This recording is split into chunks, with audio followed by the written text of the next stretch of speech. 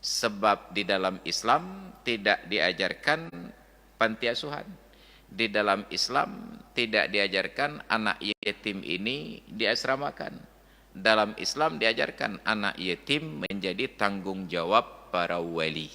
Tapi yang peduli kepada Aminah dalam keadaan hamil, di usia masih sangat belia, belum sampai 14 tahun, sudah jadi janda dalam keadaan hamil. Siapa yang peduli? Iparnya, Abu Lahab. Sedangkan kita sekarang walaupun Islam lebih parah daripada Abu Lahab.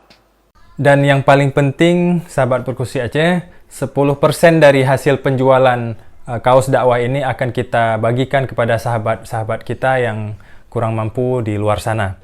Ilmu tanyo benar, amai tanyo benar, kure tanyo benar, ngak selamat dunia akhirat. Sekitar sebelum Ramadan yang lalu, saya bertemu dengan Kepala Sekretariat Baitul Mal Aceh, Pak Rahmat Raden, Allahumma ghafir lahu, almarhum, beliau berpulang ke rahmatullah di Ramadan yang lalu, dengan seorang pegiat sosial, Bang Michael Alexander. Beliau bercerita tentang di lembaga beliau, rumah singgah beliau itu, ada banyak anak-anak yang terlantar, yang yatim, yang anak orang miskin dari berbagai daerah di Aceh, diantarkan ke tempat tersebut. Maka saat itu saya angkatlah sebuah tema. Kita di Aceh ini bersyariat Islam, tetapi hanya sebatas salat berjamaah 5 waktu di masjid. Ada persoalan yang sangat mendasar yang menjadi perhatian Nabi, Allah dan Rasulnya, yaitu tentang menunaikan hak. Di Indonesia sudah ada undang-undangnya, entah pasal 34 itu, fakir miskin ayat 1, fakir miskin dan anak terlantar dipelihara oleh negara. Ini dipelihara tanpa tanda kutip. Kalau ada tanda kutip itu beda lagi maknanya. Dipelihara oleh negara. Cuma masalahnya, untuk orang yang menelantarkan fakir miskin dan anak yatim, tidak ada ancaman pidana dari negara. Jadi harusnya di Aceh yang bersyariat Islam, harus ada sebuah kanun yang mengarahkan ancaman untuk para wali yang menelantarkan anak yatim. Sebab di dalam Islam tidak diajarkan panti asuhan. Di dalam Islam tidak diajarkan anak yatim ini diasramakan. Dalam Islam diajarkan anak yatim menjadi tanggung jawab para wali. Wali itu siapa? Kerabat dari pihak ayah. Jadi kalau kita perhatikan dalam sejarah, Aminah ketika sudah menjanda dalam keadaan hamil, yang peduli terhadap nasib Aminah itu sehari-harinya bukan ayahnya Wahab bin Abdul Manaf, bukan saudara-saudaranya, bukan kerabat-kerabatnya, tapi yang peduli kepada Aminah dalam keadaan hamil, di usia masih sangat belia, belum sampai 14 tahun, sudah jadi janda dalam keadaan hamil. Siapa yang peduli? Iparnya, Abu Lahab. Ngaji ada bro-bro akai Abu Lahab gak ada kaya. Abu Lahab. Sedangkan kita sekarang walaupun Islam lebih parah daripada Abu Lahab. Ada ipar-ipar kita yang sudah menjanda, yang bahkan punya tanggung jawab anak yatim, ditelantarkan gitu saja. Sejahat-jahatnya Abu Lahab masih peduli kepada iparnya. Padahal antara Abu Lahab dengan Abdullah itu seayah lain ibu. Satu ayah tetapi beda ibu. Sebab Abdul Muttalib mempunyai 5 orang istri. Dari 5 orang istri ini menghasilkan 16 orang anak. 10 laki-laki dan 6 perempuan. Abu Lahab yang bernama Abdul Uzza dengan Abdullah itu beda ibu. Walaupun beda ibu, ketika Abdullah meninggal dunia, Aminah dalam keadaan hamil dan janda, Abdul Uzza, Abu Lahab ini peduli.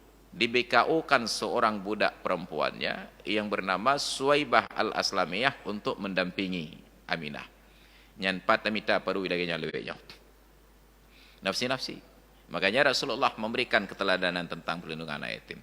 Maka saat itu saya sampaikan ke Pak Rahmat Raden, Allah maafirlahu, ini Bang, harus ada ikhtiar dari Baitul Mal supaya diajukan kanun dari pihak eksekutif untuk perlindungan anak-anak yatim ke DPRA. Patut disediakan alokasi anggaran untuk pembahasan, silahkan, karena untuk menjaga hak anak yatim. Kenapa demikian? Karena saya mengalami kasus tersebut di tempat saya, di pesantren. 3 tahun yang lalu, seorang murid baru masuk tingkat aliyah SMA, diantarkan oleh ayah dan ibunya bersama dengan 3 orang adiknya datang mengantarkan. Setelah selesai semua proses seleksi, tes, wawancara, sampai masuk asrama, diantarkan oleh orang tuanya. 9 hari setelah jadi murid dan anak kami, ayahnya mengalami kecelakaan kerja, meninggal dunia. Ayahnya ini punya abang, punya adik, dan dua-duanya PNS. Nah, jadi konon menurut cerita dari para ustadz yang berdiskusi dengan ibu ini, entah ada tambahan bumbu, wallahu alam. Nah, pokoknya ini versi yang sampai ke saya lebih kurang.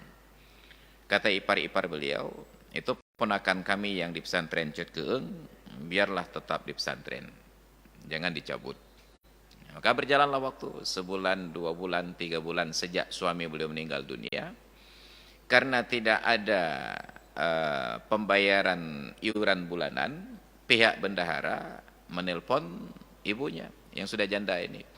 Bu, ini anak ibu sudah menunggak 3 bulan. Terkejutlah beliau. Beliau datang ke iparnya, bertanya, ini yang anak saya di pesantren, bagaimana uang bulanannya? Kedua-dua ipar, adik dan abang ini menurut cerita tidak merespon. Jadi datanglah beliau ke pesantren, minta bertemu dengan saya, harapannya minta izin anaknya mau dicabut. Ini Pak Ustadz, enggak ada yang salah dengan pesantren, hanya nasib kami kurang baik. Saya janda, enggak punya pekerjaan tetap, enggak ada gaji tetap, harus membiayai 4 orang anak, 3 di rumah dan 1 di pesantren. Kalau kami sama-sama di rumah, kami makan apa yang ada. Tapi untuk di pesantren, kami harus alokasikan dana khusus. Dan sebagai seorang janda, saya nggak mampu.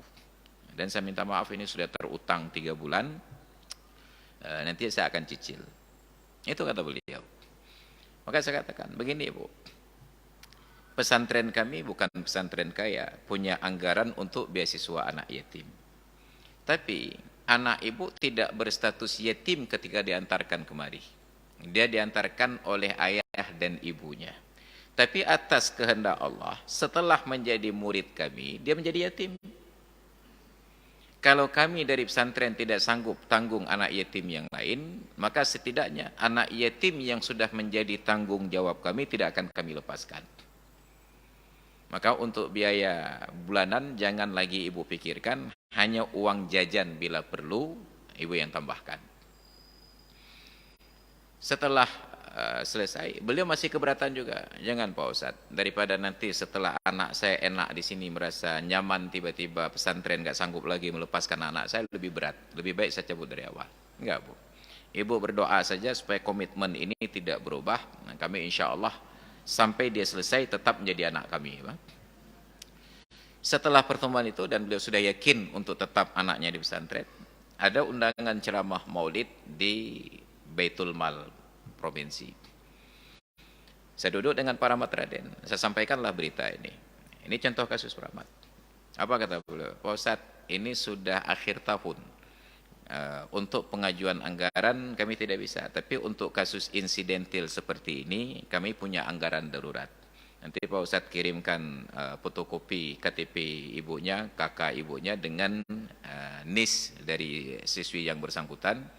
Kami ada dana darurat untuk bencana seperti ini dan nanti tahun depan kita proses untuk beasiswa dia. Maka berjalan, saya kirim langsung ke beliau, urusan langsung dengan ibunya, BNT Ikoha agen di pesantren. Masuk sampai anaknya sekarang sudah di kelas 3 aliyah. Apa yang menariknya? Pacut dengan Yahwa PNS. Tapi seorang anak yatim ini tidak ada keinginan mereka untuk mengambil berkah. Alhamdulillah. Ini negeri kita. Makanya Rasulullah katakan, saya tidak ingin ada anak yatim lain menderita karena kehadiran saya. Kalau dia mau jual, kita beli. Kalau tidak, kita cari tanah yang lain. Dan luar biasanya, anak yatim ini akhirnya bersedia menjual. Dibangunlah masjid. Ini langkah kedua. Maka yang pertama ada rekonsiliasi. Langkah yang kedua, reintegrasi, rekonsiliasi. Yang kedua, ada pembangunan masjid sebagai tempat kumpul-kumpul. Kenapa harus masjid? Karena hanya di masjid pangkat dan jabatan menjadi tidak bermakna.